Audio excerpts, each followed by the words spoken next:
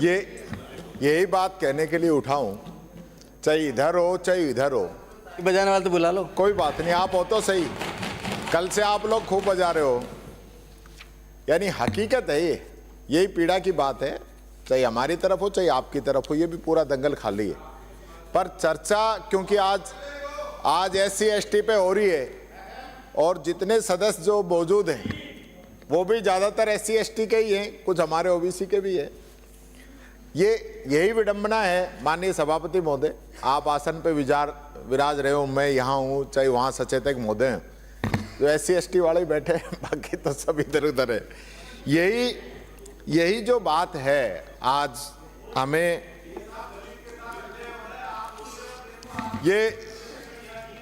ये दलित के अन्याय की बात कर रहा हूँ भाई। ये आज जो स्थिति जिस प्रकार से पूरे, ये हम लोगों ने कोरम बचा रखा है, नहीं कोरम के भी नहीं, ये बात सही है।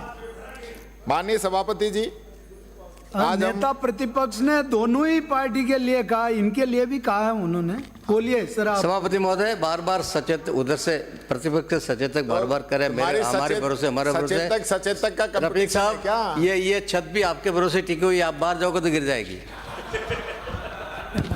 छत का तो नहीं पता, पर ये नींव जो है ये हम लोगों ने भरी होगी, क्योंकि जो गरीब वर्ग है वो ही मेहनत करके इमारतें खड़ी करता है।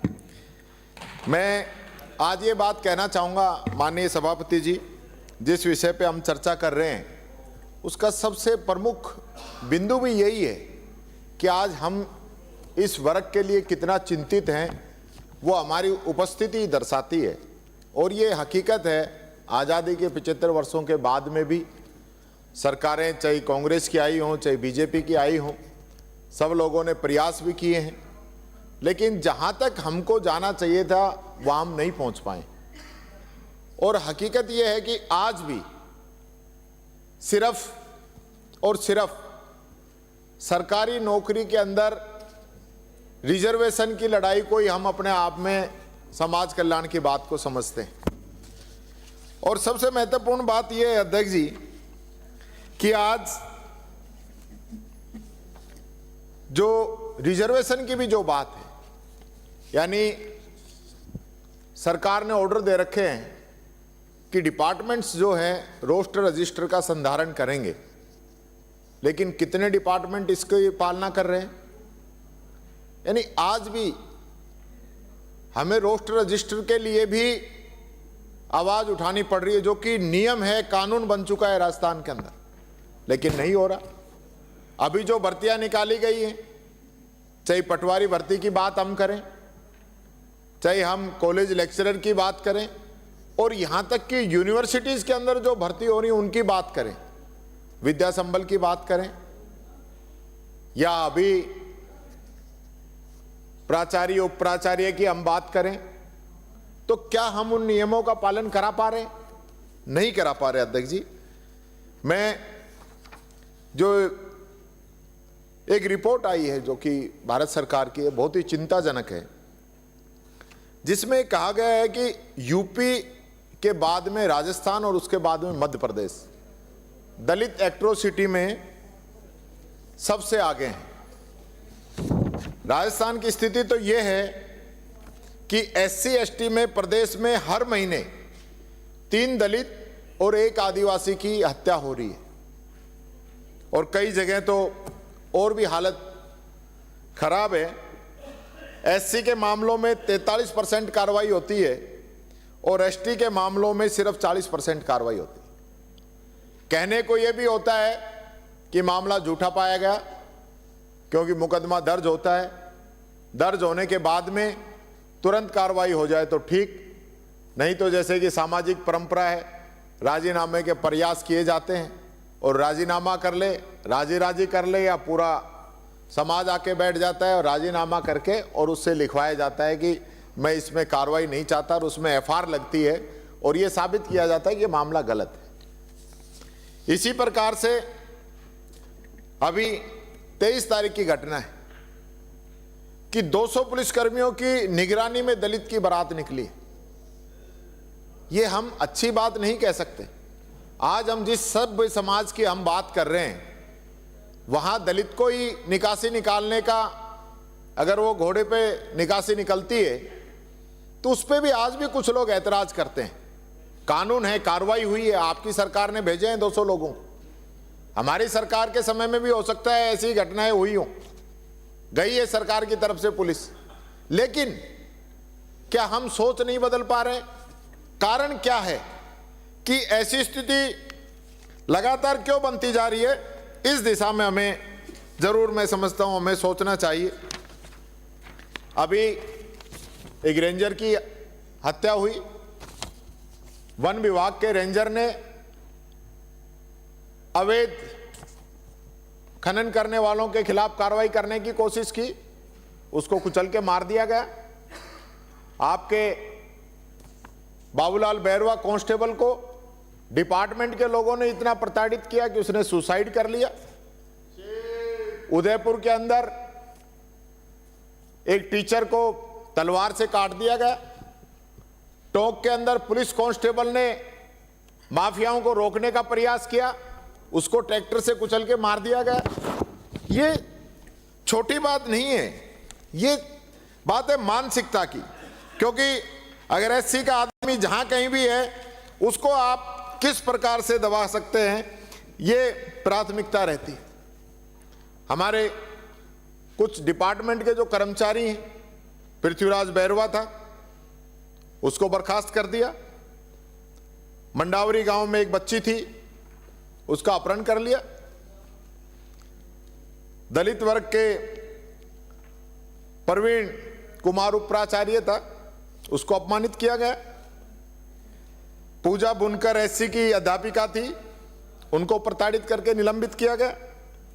नीमका थाना में विकास अधिकारी ललित कुमार झाड़ली को गबन करने वाले अपराधियों के विरुद्ध मुकदमा दर्ज करवाने पर उन्हें इतना प्रताड़ित किया गया कि वो अवसाद में आ गए, उन्हें सुसाइड करना पड़ा।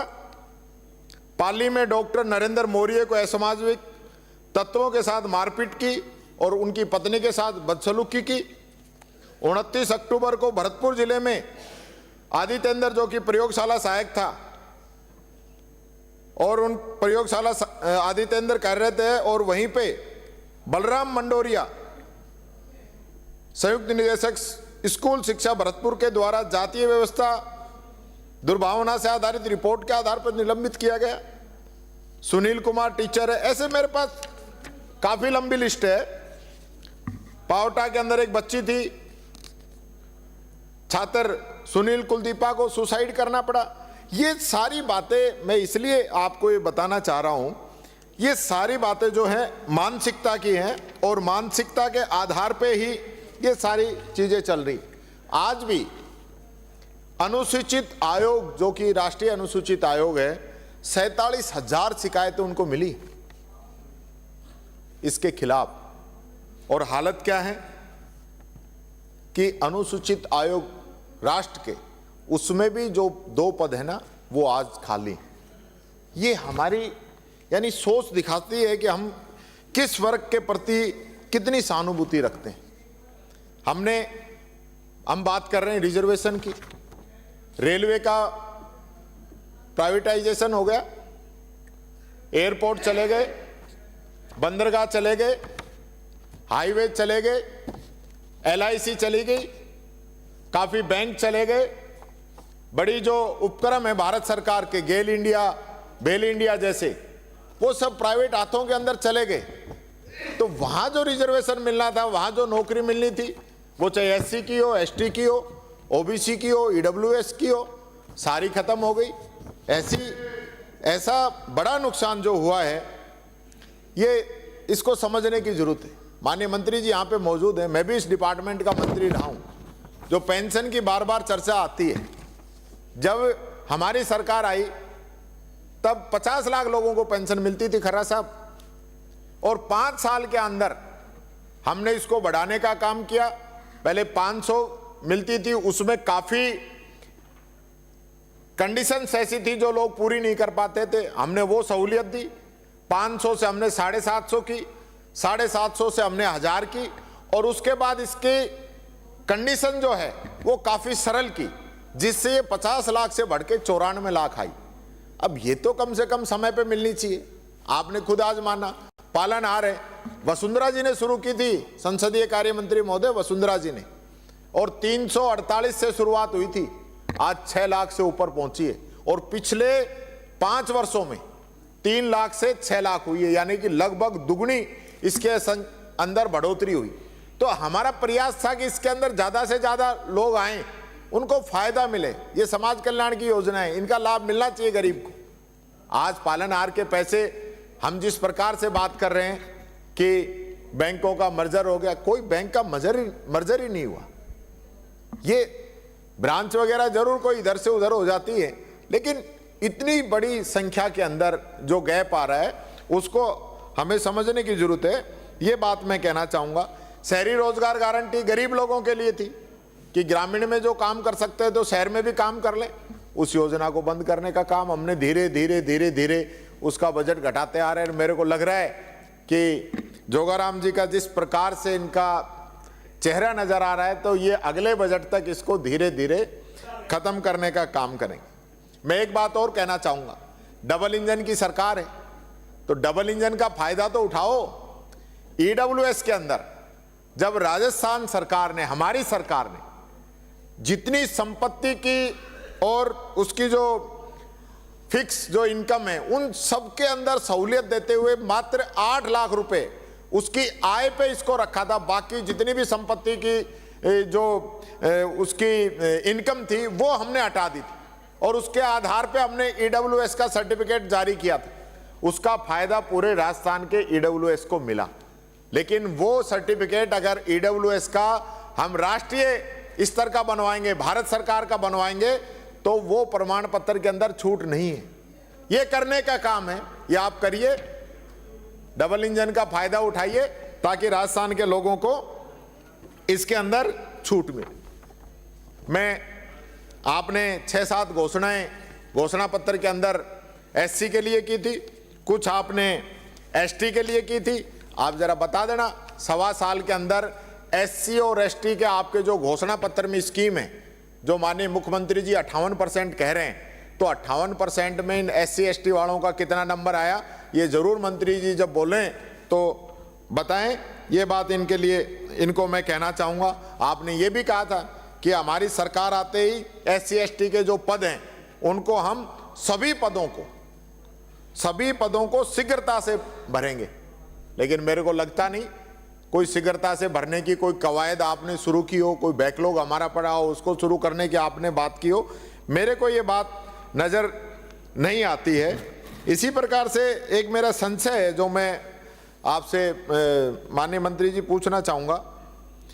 जो उत्तर मैट्रिक छात्रवृत्ति है या पीएम यशस्वी उत्तर मैट्रिक छात्रवृत्ति ओबीसी ईडब्ल्यूएस डीएनटी की है, या जो छात्रावास में जो बच्चे रह रहे हैं, इसमें एक दिक्कत जो आपने हमें वार्षिक प्रतिवेदन दिया है उसमें जो मेरे सामने आई है, आपने 23-24 के अंदर बताया है 3300 करोड़ का खर्चा हुआ है और लाभान्वित हुए हैं 35,763 बच्चे, और 24-25 में आपने बताया है कि 1340 करोड़ रुपए का व्यय हुआ है और लाभान्वित हुए हैं 13,450 बच्चे।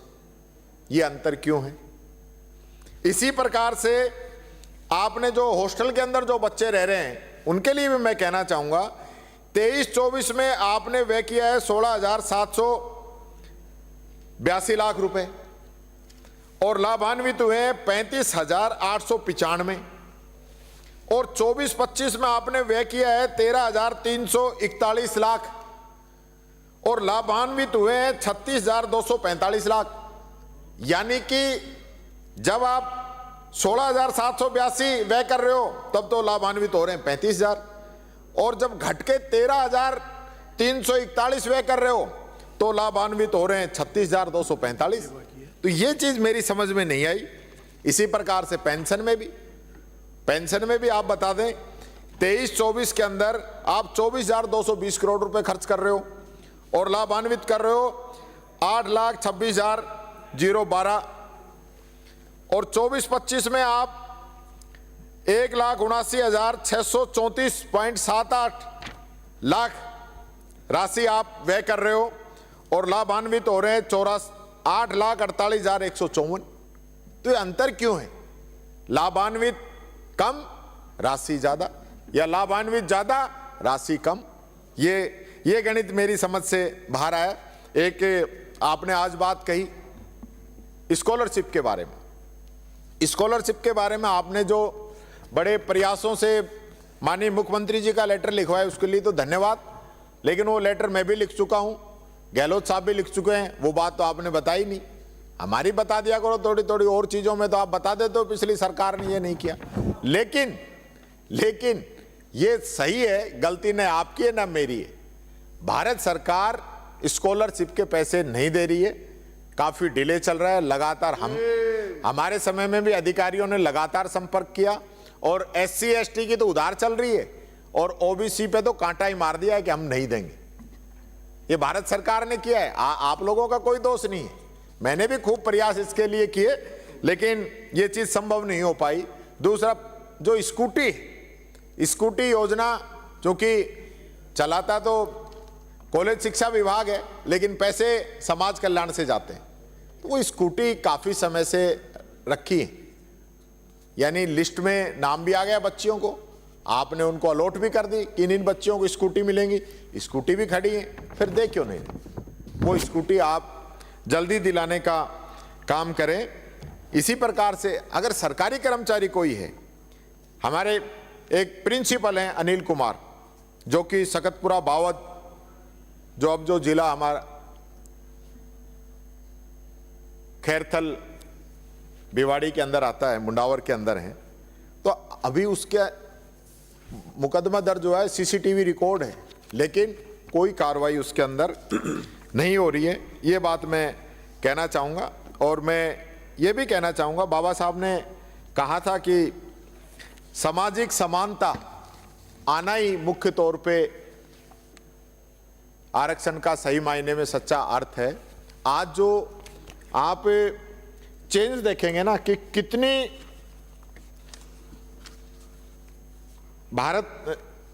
भारत की प्रॉपर्टी कितने लोगों के हाथ में है, तो आपको ये महसूस होगा कि वाकई में जो है काफ़ी इसके अंदर चेंज हुआ है।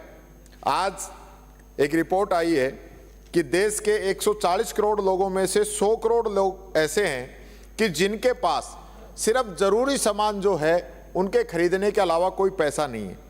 ब्लूम वेंचर्स की ये रिपोर्ट आई है, ब्लूम वेंचर्स की रिपोर्ट है। आप जाके पूछोगे जब पता चलेगा, आपको पता नहीं है कौन सी संस्था है। आज देश के अंदर जो सामाजिक असमानता की जो बात है ना, जो, क्योंकि उसके लिए मैं बताना चाहूंगा, राष्ट्रीय आय का 57.7% का हिस्सा 10% लोगों के पास है, जो सबसे अमीर देश के हैं उनके पास, और आबादी की हिस्सेदारी 15% है। मिडिल क्लास की बचत 50 साल में सबसे कम है आज के समय। ये मिडिल क्लास और गरीब को कहां ले जाके छोड़ोगे, ये तो बताओ। ये सामाजिक असमानता कब खत्म होगी, इसके बारे में भी बताओ। माननीय मंत्री महोदय, नौकरी पेशा लोगों की आय भी 10 साल से ठहरी हुई है, ये रिपोर्ट बता रही है। उनकी आय भी ठहरी हुई है, क्योंकि जिस प्रकार से देश के अंदर जो मॉडल आ गया ना, उस मॉडल से इनका समाधान होना मैं समझता हूं मुश्किल है। और मैं जब समाज कल्याण मिनिस्टर था, जब मैंने 2 लाइनें यहीं पे कही थी, आज मैं वापस वो 2 लाइनें दोहराना चाहूँगा कि हर सामाजिक समस्या का समाधान बन जाऊं, ज़रूरतमंदों की ज़रूरत का सामान बन जाऊं, बन के नेतागिरी करने का शौक है नहीं मुझे, चाहत है समाज सेवा का दूसरा नाम बन जाऊं। बहुत बहुत धन्यवाद सभापति महोदय, बहुत बहुत धन्यवाद।